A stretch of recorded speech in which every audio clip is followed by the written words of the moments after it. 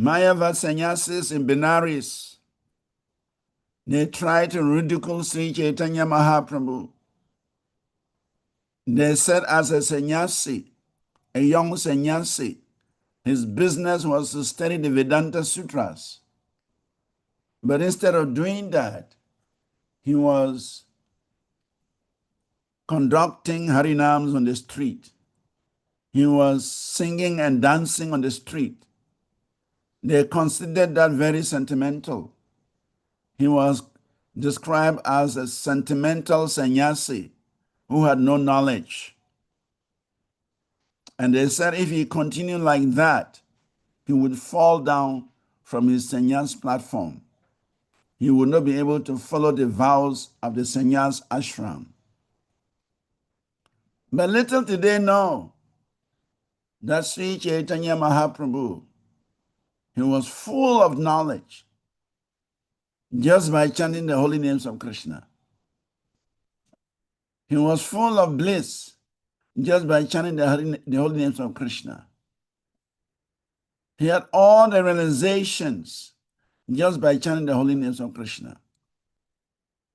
And so, when he had the opportunity to explain why he was chanting the holy names of Krishna, when he had the opportunity to reveal why he was chanting the holy names of Krishna, when he had the opportunity to introduce why one should chant the holy names of Krishna, Prakashananda, the great Mayavad guru, who had thousands of disciples, they all joined Sri Chaitanya Mahaprabhu's Sankirtan mission in Benares. It was a big show that all the Mayavad sannyasis in Benares, they joined Sri Chaitanya Mahaprabhu's Sankirtan movement. It was very shocking. But they were enjoying the chanting. They were relishing the chanting. They were swimming, they were floating in the bliss of the holy name. And they gave up their mental speculation. They gave up their pursuit of Brahman, and they began to enjoy chanting the holy names of Krishna very loudly. So this holy name will give us the highest pleasure. Material pleasure is described as Jadananda. Jada means material wealth. So the pleasure derived from the senses, from the body, from material objects is described as Jadananda.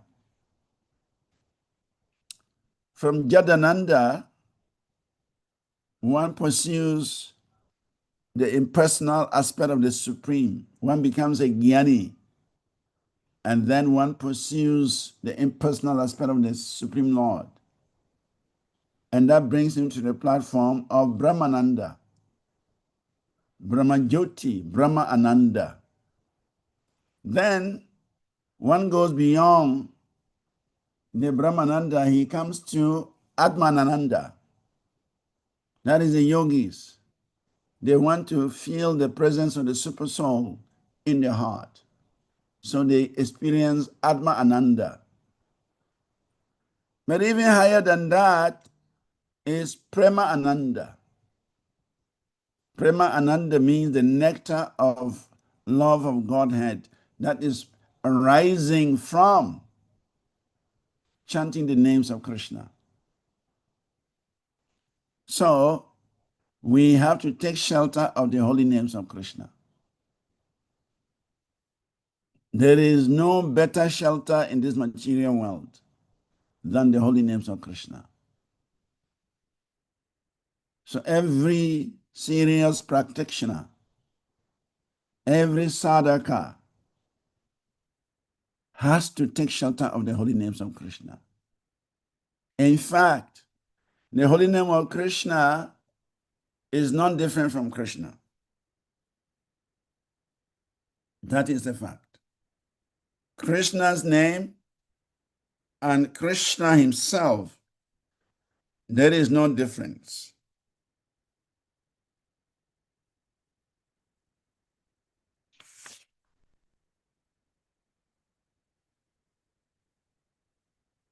The Chaitanya Charitamrita says, Krishna Nam, Krishna Gun, Krishna Lila, Krishnera Swarupena, Sarvachitananda.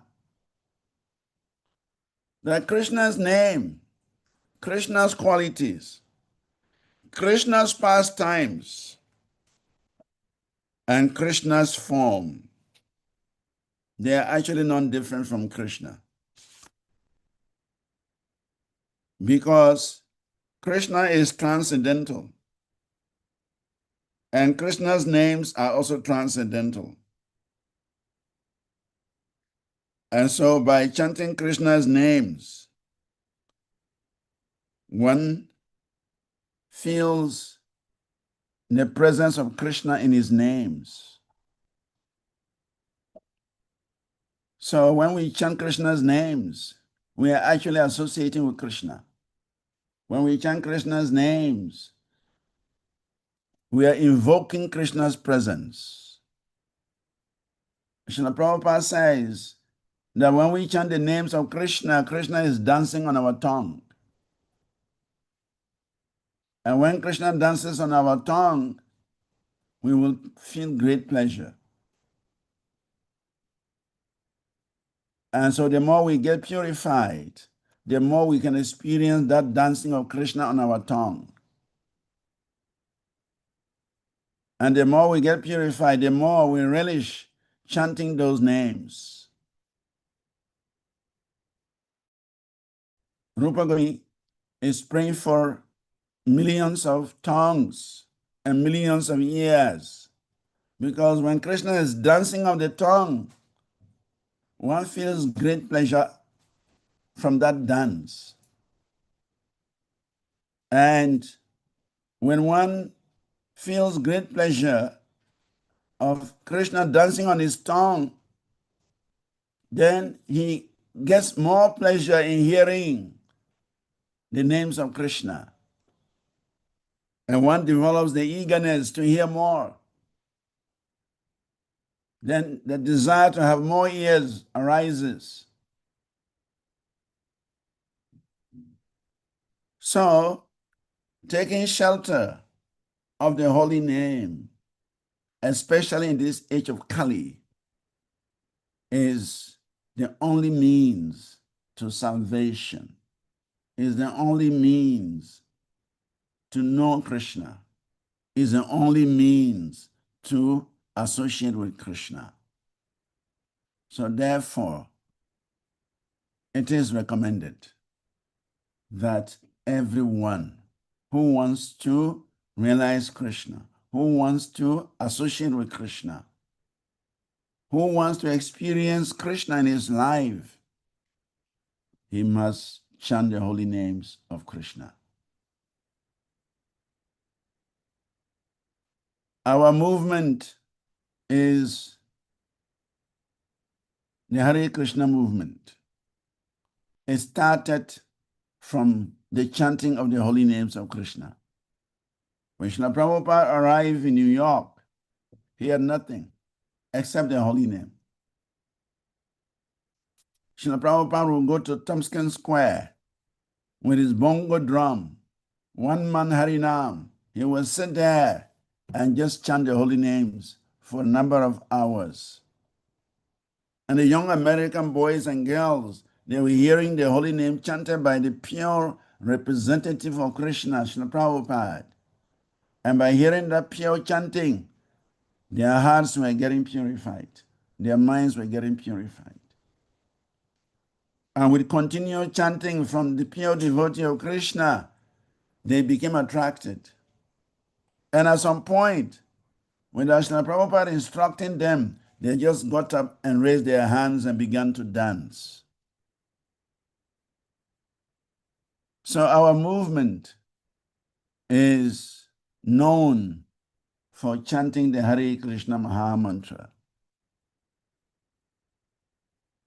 And it is our duty to first of all practice the holy name, to first of all accept the holy name, to first of all experience the holy name. Then we can give it to others. And we are enjoying the chanting of the Hare Krishna Maha Mantra. We will be very eager to recommend it to others. But if we are not experiencing anything, we are not enjoying the Hare Krishna mantra, we have no experience with the holy name, how can we recommend it to others? So we need to take shelter. We need to take shelter of the Supreme Personality of Godhead's names that Sri Chaitanya Mahaprabhu has given us. And by taking shelter,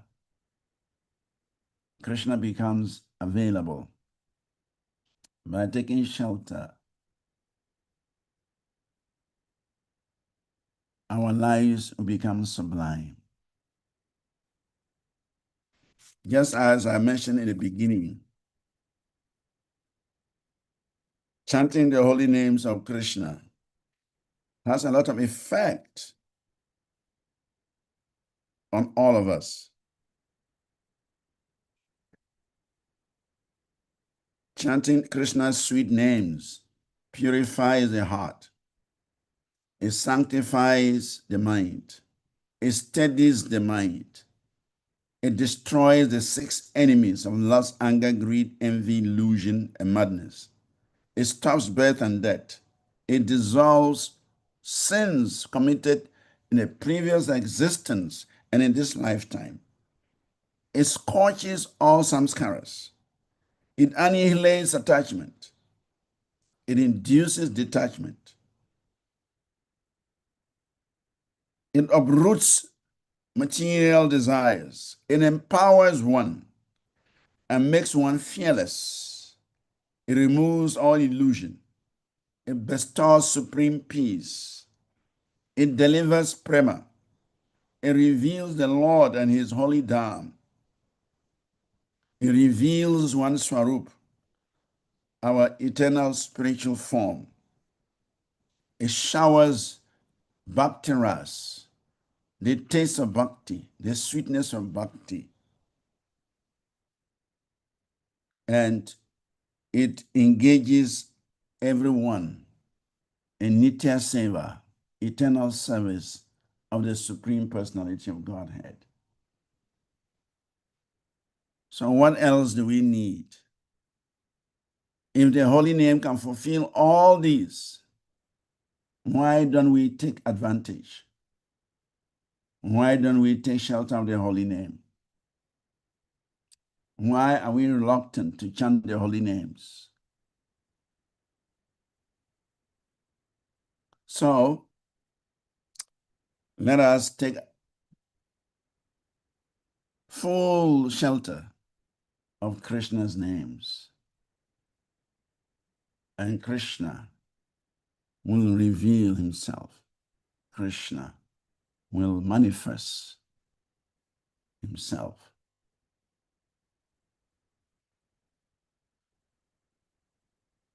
This is what I want to share this evening. The holy names of Krishna are our only shelter.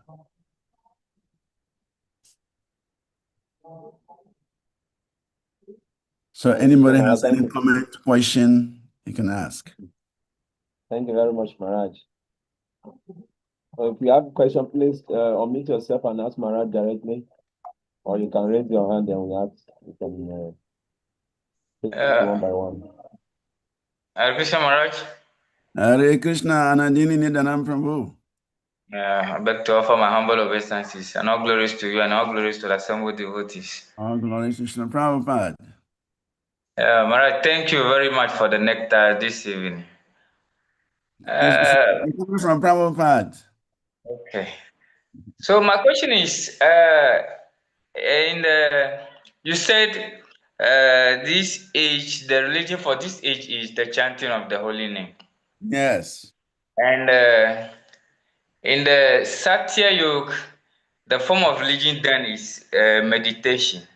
Yes. In Theta, it was fire yagya.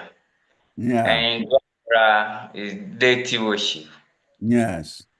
So why then are we practicing other forms of religion in Kali Yuga? In other words, in the other yugas, is the chanting of the holy name also part of the religion then? Yes. If my In question is fact, clear.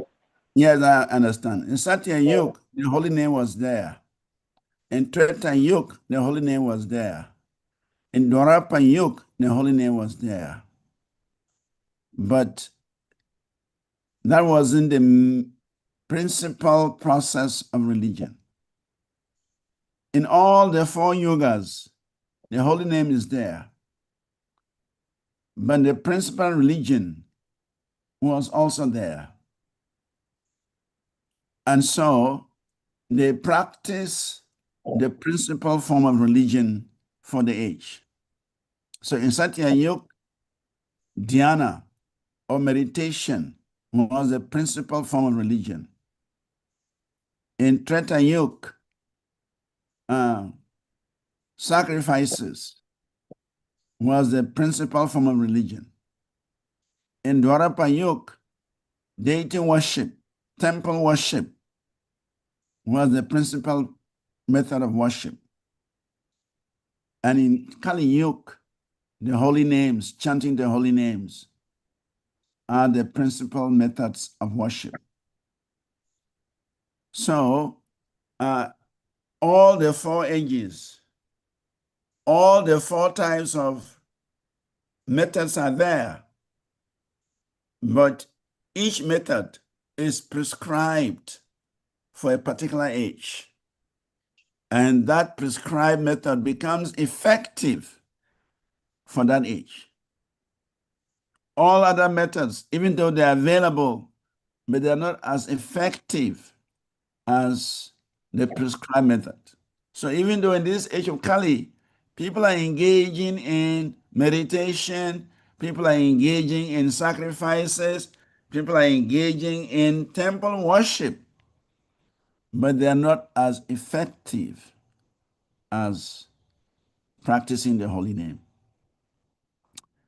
So in ISKCON or in a Vaishnava tradition, it is recommended for us to do deity worship or temple worship. And even sometimes we engage in sacrifice, fire sacrifice, which are of different ages. So even though we are including these activities in our practice, but they are not the main activity. They are not the principal process of self-realization. The main method of self-realization in the age of Kali is chanting Krishna's name, Sankirtan Yagya. But then, because it's a preaching mission, and we have to create opportunities for others to come. And we don't have a temple. If you sit under the tree and invite people, they will not come. So therefore, we have to build temples, even though this is not the method for this age. If you don't engage in deity service, temple worship, deity service, where will you get prashadam to give to people? So by having temple worship, deity worship, we have prashadam, people can come.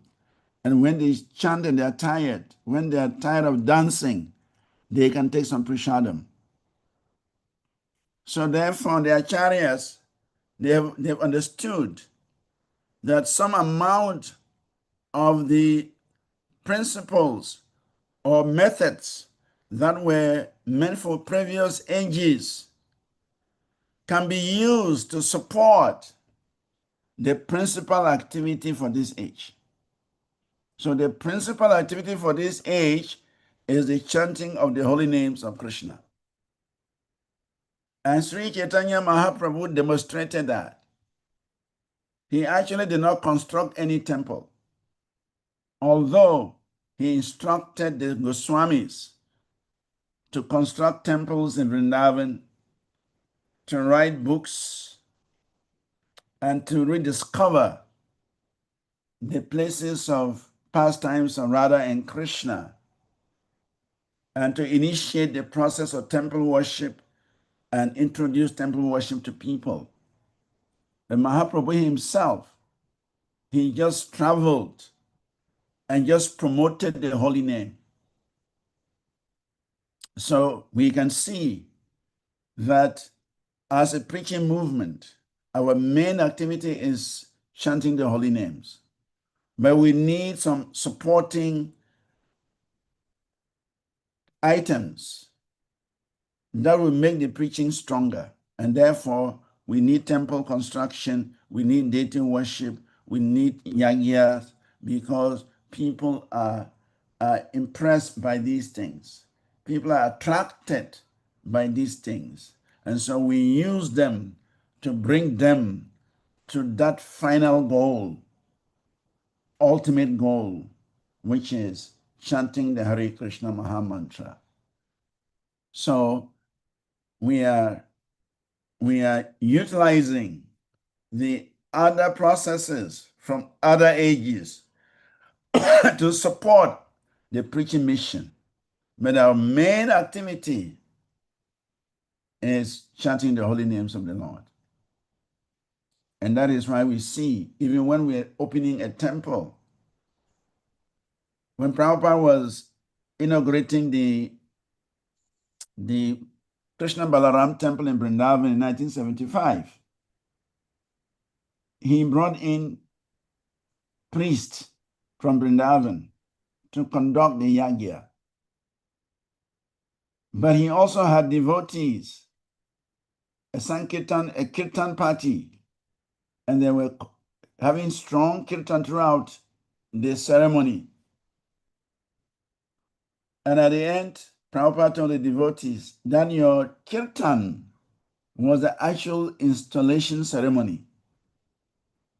The yagya that was performed was just to create the impression that this is bona fide, ISKCON is bona fide, installation is bona fide, because the residents of Vrindavan, when they see their own priests performing the ceremonies, doing yagyas, doing the abhishek, doing the installation, yes, they accept, oh yes, ISKCON is following the same Vrindavan standard. But actually, Prabhupada said, the chanting of the Hare Krishna Maha Mantra, that is the real yagya. That is what actually installed the deities. So, as preachers, we take advantage of the previous methods to attract the public, but we offer them the ultimate, which is the holy name. It's like now we have so many yoga studios in the Western world, in America, in England, in New Zealand, in Australia. Devotees are using yoga as a tool to preach. They organize yoga studios, people come to perform exercises, but at the end, they are given the Maha Mantra. So we are simply utilizing those methods to attract a certain class of people, but the ultimate goal is to give them the holy names of Krishna. Does that answer your question, Prabhu? Yes, Maharaj. I see Ganga Prasad Prabhu sounds about quick follow-up to my question. So wait, Prabhu, well, let us recognize the presence of His Grace Ganga Prasad Prabhu. Then we will allow you. Okay. You know, the hand is already Prabhu. Ganga hand is up. The hand will be paying him now. Let us recognize his presence. Oh, Ganga, you want to recognize your presence, Prabhu. Hare Krishna, Ganga Ganga Prabhu will Prasad come back to Prabhu. you. Hare Krishna Maharaj. Hare Krishna devotees. I'm very happy to be part of this. And the question Nadini Prabhu asked, it just strike a chord of further inquiry in my heart. Okay. That in different ages, there are different Methods. religious principles to be followed. And in Kali Yuga, if the religion is chanting the holy name. Yeah. But we see today, there are many people who are propagating old-time procedures. And it's not going to help people to get to the ultimate. So my question is trying to reconcile it with the question of the stages of naming Saran. You said that in this age of Kali, men have but short life. They are quarrelsome, lazy. The main question is misguided. In the name of religion, many people are misguided. Even we also misguide people. That's true. When we are not emphatic about what should be the real purpose, what should be the real gain, what should be the real activity. So I just want you to help emphasize about this misguided, so that we'll be able to retrace our tracks and then re-emphasize what is the major thing. Because it's also mentioned that of all the instructions of the spiritual master, the most important is the chanting of the holy name of Krishna. That's right. But we get enamored and caught up in many things, and it becomes like we are misguided and we leave the essential thing. So I just want more light on this. Thank you very much. I know you know the answer, but for the benefit of others. Thank you. So the qualities of the people of Kali Yuga, the characteristics of the people of Kali Yuga is nicely described in the first canto, first chapter, verse 10 of the Srimad Bhagavatam. Prayanal Payusha Sabya Kalo Asmi Yuge Janaha Manda Sumanda Matayo Manda Bhagyahi Upadrutaha. O learned one, in this iron age of Kali, men always have but short lives. They are quarrelsome, lazy, misguided, unlucky, and above all, always disturbed. These are the prominent qualities of people of Kali Yuga. So, it is a very serious issue, misguiding people. People, they want the real thing, they want the essence, but sometimes we offer them the wrong thing. Chaitanya Mahaprabhu never recommended anything else to anybody. Never. Srila Prabhupada, Srila Bhakti Siddhanta, Srila Gaur Kishore Das Babaji, Srila Bhakti Vinod Thakur, Srila Jagannath Das Babaji, they never recommend anything to anybody except the holy names of Krishna. Because that's the essence. That's the real thing. But because Kali Yuga is very much characteristic of misguidance, even sometimes those who are supposed to know, those who are supposed to guide others, they are caught up in giving out the wrong thing. And we, as a movement, we are not free from this. People are seeking the real thing. They want the solution to their problems. And some of us are presenting something else. So, this is the problem in Kali Yuga. People have very short lives. They need the essence. They need the real thing so that they can make quick progress. And they are looking everywhere for that real thing. But sometimes they're cheated. If we don't give people the real thing, if we don't introduce the chanting to devotees or to the public, we are simply cheating them. Because all other processes will not work in this age. That is a fact. All other processes are not effective in this age. The only effective process in this age is Krishna Nam, Sankirtan Yagya. And that is why Sri Chaitanya Mahaprabhu, he came down to demonstrate, to inaugurate, to practice, to show by his personal example that there is no other method except chanting the holy names of Krishna. And we see the wonders the holy names performs. We see Srila Prabhupada, he had nothing. He landed in America with practically no money, no support, nothing. But the pure chanting of Krishna's names brought the whole ISKCON world to where it is today. Whatever successes, whatever material properties, is all coming from that pure chanting. So the holy name contains everything. Actually, Srila Bhaktivinoda Thakur says that in the holy name you can find Krishna's flute. In the holy name you can find Krishna's form. In the holy name you can find Krishna's abode.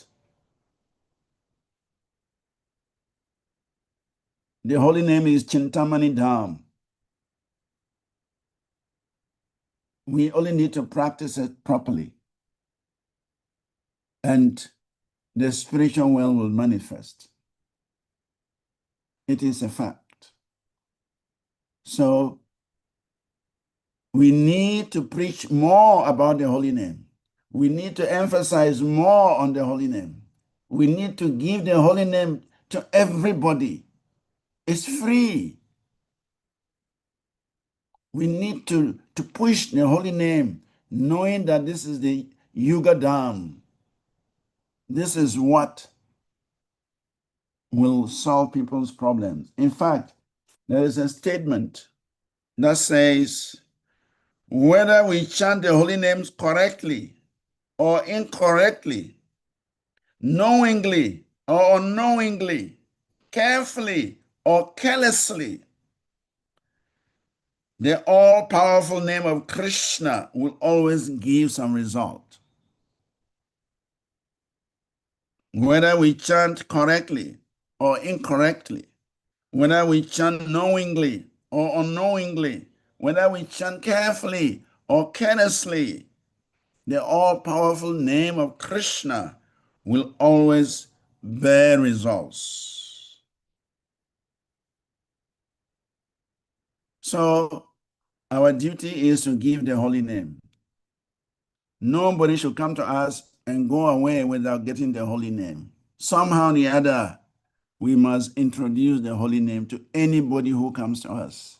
Let him hear the name, and if he's lucky, let him chant the name. Then we are fulfilling Sri Chaitanya Mahaprabhu's mission. We are fulfilling his desire. If we give something else, we are misguiding those souls. Of course, sometimes we have to give the holy name in such a way, like it is said, if a child does not want to take the medicine, the parents, they hide the medicine in some food, and the child takes it. So sometimes we do bridge preaching, but that bridge preaching, we must make sure that the holy name is given. We can use some means to attract people, but in the final analysis, we must not deny them the opportunity to chant the holy names. The whole idea is to bring them to the level of chanting the holy names. Whoever comes to us, our only business is to bring him to the point whereby he accepts the holy name and chants the holy name. Otherwise, we are misguiding them and we are actually cheating them. When souls come to us and we fail to give them the holy name, we fail to introduce them to the holy name, we have done a lot of injustice to such souls. If we were treated like that, we wouldn't be where we are today. If we were not given the holy name, if we were not encouraged to chant the holy name, we won't be where we are today. And therefore, it behooves on us to make sure whoever comes our way, we must also introduce them to the chanting of Krishna's names. I don't know whether that answers your question, Prabhu. I'm filled with gratitude. Thank you very much. Hare Krishna. And Nandini Nidanam Prabhu, you can ask your second question. Thank you very much, Maharaj. Thank you for a very elaborate answer. So my second question has to do with since the chanting of the holy name is the religion for this age, can we then say it is an offense for other set of religion that does not accept the worship of deity in this age? You mean, do we condemn them or do we accept them or what? I Yeah, don't can you say it's an offense if they are not that, worshiping deities? that they don't accept deity worship? Yes. Well,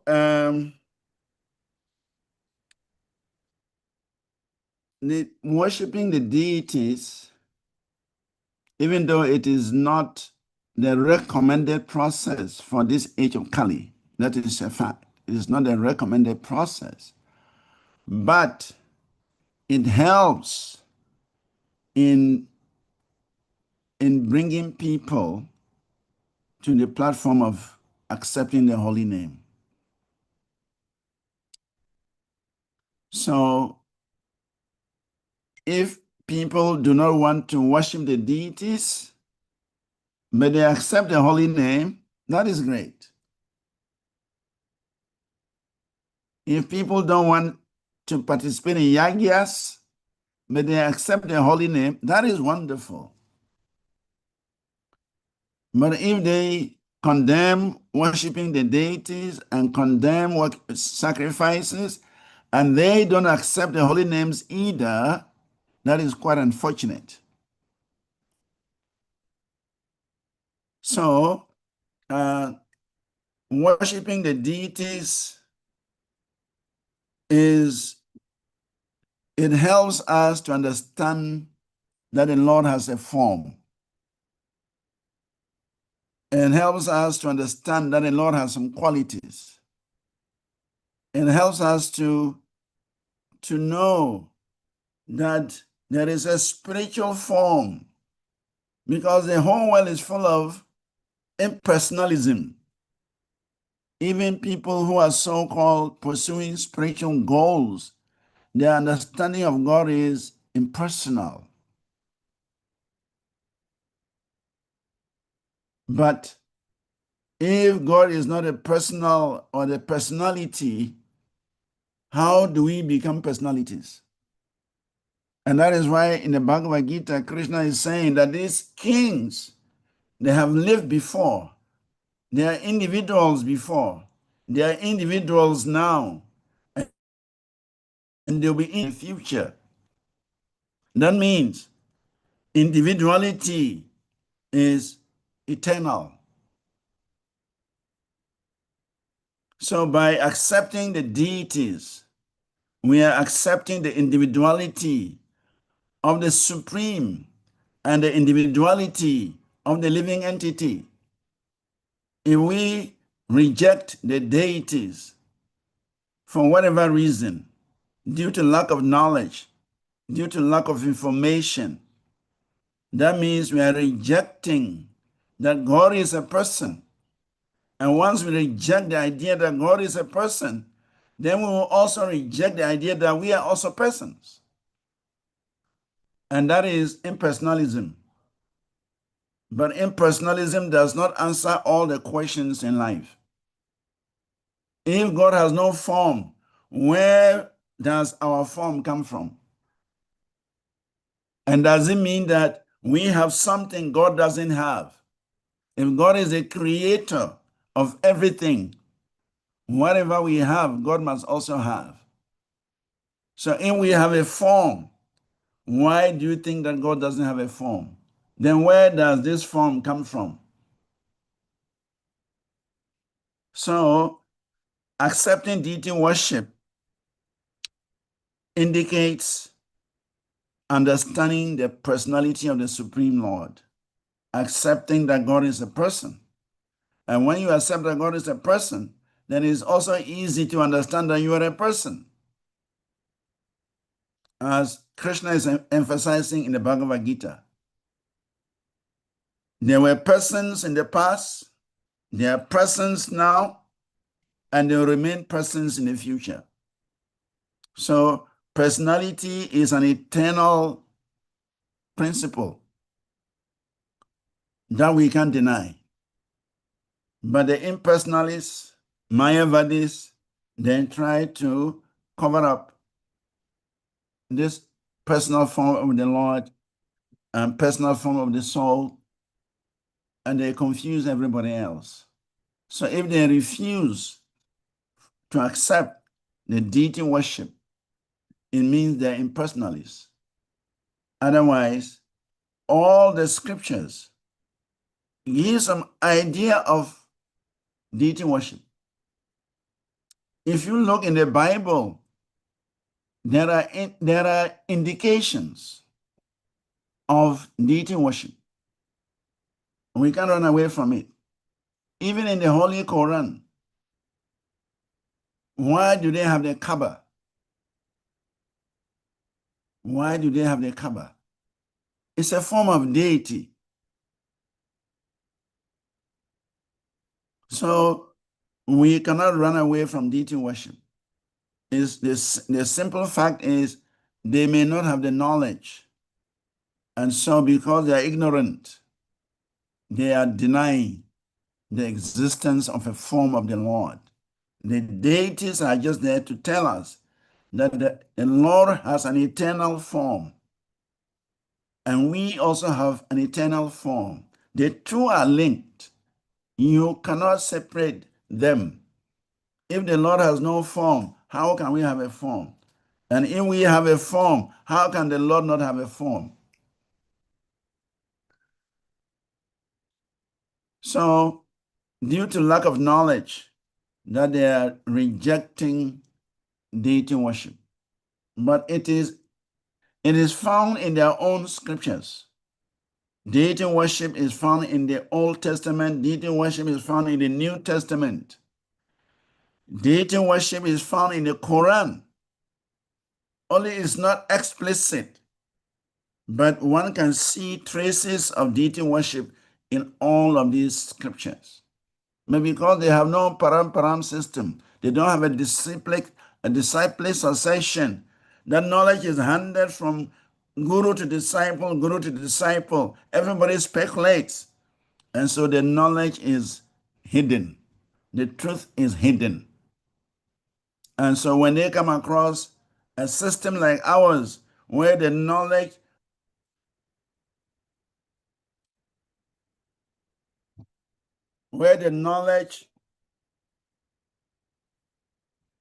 excuse me, this boy, I don't know what is wrong with him. Okay.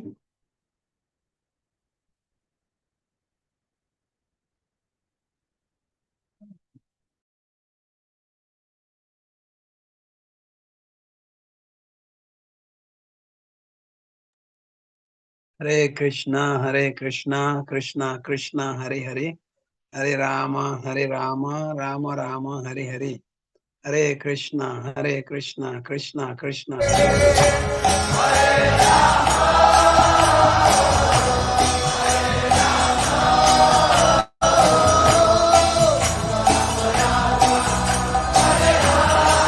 Everyone together, please. Hare Krishna,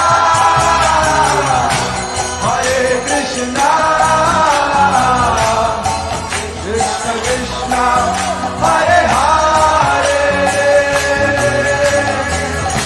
Hare Rama,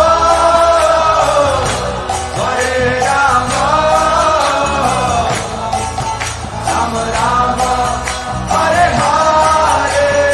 One more time, more loudly. Hare Krishna, Krishna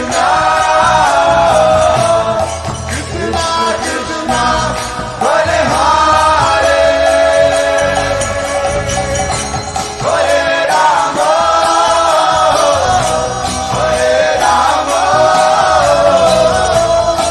Rama Rama, Hare Hare.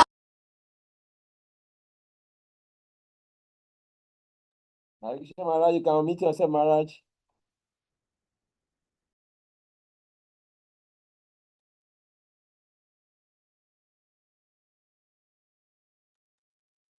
Hare Krishna. I'm sorry. We have some little boy around, and he when I pressed the car key, and then the alarm started blowing, so we had to go and put it off. So I think Nidanam Anandi Nidanam Prabhu. Was your question answered? Yes, Maharaj. Yes, Maharaj. Yes. Okay. So Thank any you other very comment or question? I think we have gone beyond 1 hour. Yeah, I think Vilas Prabhu posted some question in the chat. Let me see. Okay. He said that it's connected to Anadi Nidana Prabhu's question. So my question is derived from Anadi Nidana Prabhu's question. I would love to inquire, why does the Lord accept different principal form of worship in different yugas? Is it because the Lord changed his mind? Or to find an easy way to come back to him? Well, thank you for your question, Rupa Vilas. Rasa Vilas Prabhu. Rasa Vilas Prabhu. Rasa Vilas Prabhu. Thank you for your question. The different ages has a different mindset. Different ages, different mentalities. Different ages, different lifespans. Different ages, different methods of worship. So we know that in the age of the golden age, Satya Yuga, people lived very long lives, 100,000 years. So they can perfect themselves by meditation. And we know how yogis could meditate for 60,000, 70,000 years in order to become perfect. But in the next age, which is Treta Yuga, the lifespans were reduced. Strength, body strength reduced. Capacity, the mental capacity reduced. So therefore, there was a need for something different. And so sacrifice introduced. Then the next age, which is Dwarapa Yuga, things are further reduced. Lifespans are reduced, body strength reduced, mental capabilities reduced, and many other factors reduced. And therefore, deity worship recommended. In Kali Yuga, the case is even worse. Lifespan drastically reduced, mental capabilities drastically reduced, and many other factors. So much disturbances, so much quarreling, so much fighting, so much misunderstanding, so many things are there in Kali Yuga. And therefore, the easiest process for such unfortunate beings is the chanting of the holy names, because it gives faster results. You don't need 10,000 years, 100,000 years to practice. Even in one day, one can attain perfection. Even in one life, one can attain perfection. So, according to time, place, and circumstance, a particular method of worshiping the Lord, a particular approach is given. So it's not that the Lord is changing his mind. No.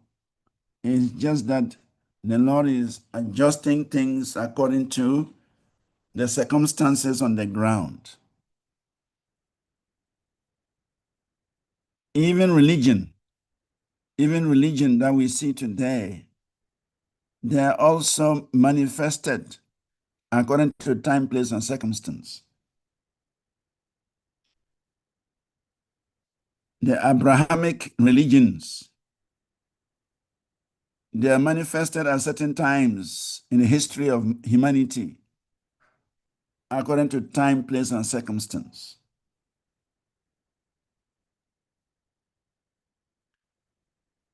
Even Sanatana Dharma has stages. Srila Bhaktivinoda Thakur, in his Krishna Samhita, mentions that to come to the level of worshipping Vishnu, one has to go through a process. It says one has to worship Durga Devi, one has to worship Ganapati, one has to worship Surya, one has to worship Shiva before one actually comes to the platform of worshiping Vishnu.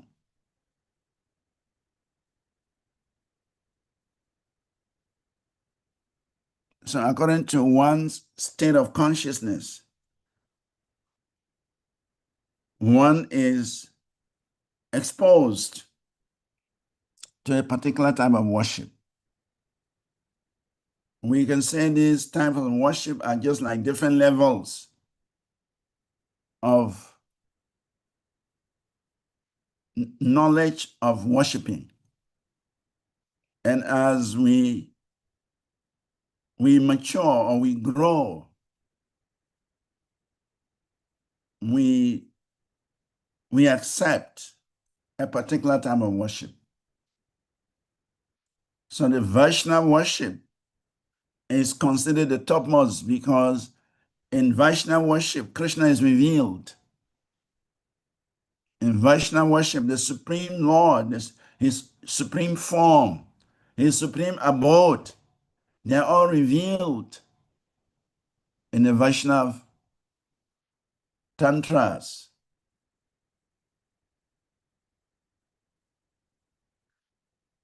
So, according to our level of consciousness, our level of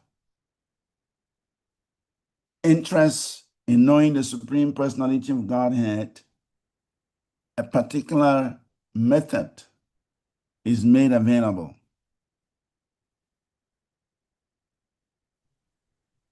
And also, according to the circumstances we find ourselves in, a particular method is recommended. The Lord is all-knowing, and the Lord is, He is aware of the various levels of consciousness. That is why he's saying, Ye yatamam prapadyante tamstata iva bhajamyaham.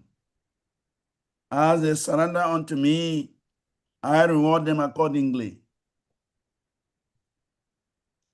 So different levels of surrender, different results.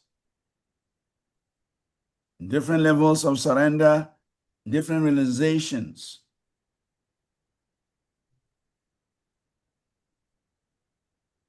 So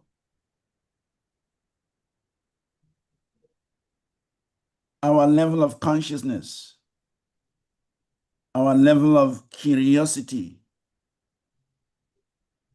our level of interest, all of these things, they are factored in providing a specific type of religion or spiritual program for a living entity. But gradually, one rises, gradually one moves towards the ultimate. Just like we go to the school from nursery class or kindergarten class, and we graduate to the primary and to the JSS and to the SSS and to the first degree, second degree, and so on. So similarly, the living entity is taken through these different levels, gradually bringing him to the ultimate goal. So that is how the Lord arranges for everyone's salvation. Actually, all of us are Vaikuntha bound. Every living entity is Vaikuntha bound because that is our original home. But it's just a question of time. Some will go very soon. Some will take a few more years. Some will take millions of years. Some will take eons of years. But everyone is Vaikuntha bound because that is where we originated from.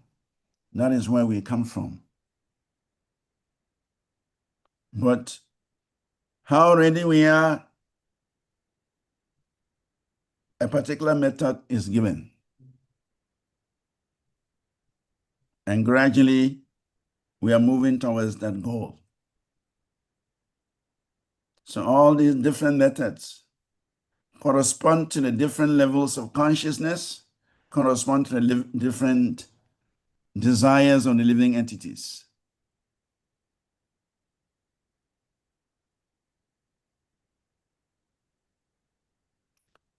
I hope this answers Rasamvilas Prabhu's question. Thank you very much, Maharaj. I think you have given a very wonderful reply. And I want to appreciate the presence of His Grace, Yaduna Prabhu also. Oh, So yeah, this no is problem. going to be, yes, we have been here.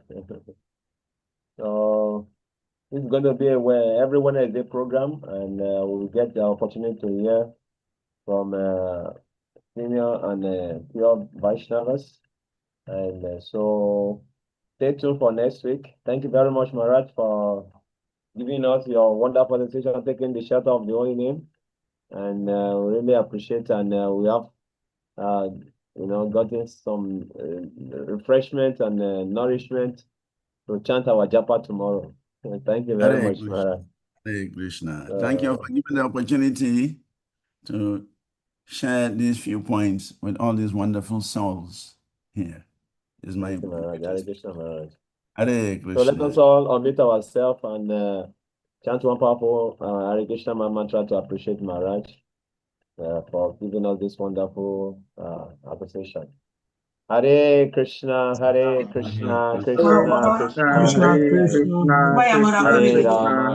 Rama, Rama Rama, Hare Rama Rama Hare Hare. Manchakapataruvecha, Tifaktinubhyaiva Tipatinubhyevacha, cha Patitanam patitanam Pavanebhyo, pavanebhyo Vaishnavibhyo, Namo Vaishnavibhyo Namaha. namo namaha. Jai Shri Hare Krishna. Prabhupada ki jai. Hare Jai, Jai Shivas Vanacari Maharaj ki Jai. So see you next Wednesday. Hare Krishna. Krishna. Bible.